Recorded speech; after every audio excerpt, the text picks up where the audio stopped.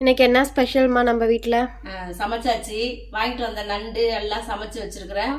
அதான் ஸ்பெஷல். பாரு, கிரேவி செஞ்சோம். இது வந்து நாங்க வாங்கிட்டு வந்த பொருள் எல்லாம் 2 குடும்பத்துக்கு.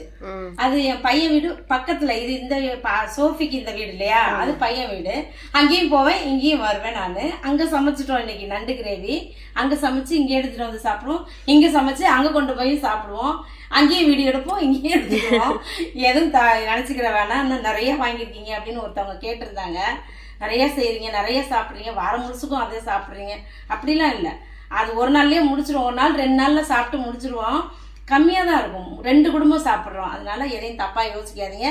இன்னைக்கு அதுதான் நண்டு கிரேவி செஞ்சு சூப்பராக கொண்டு வந்தாச்சு. நல்லா சதையா இருக்கு, சதை சூப்பராக இருந்துச்சு, டேஸ்ட்டும் நல்லா இருந்துச்சு.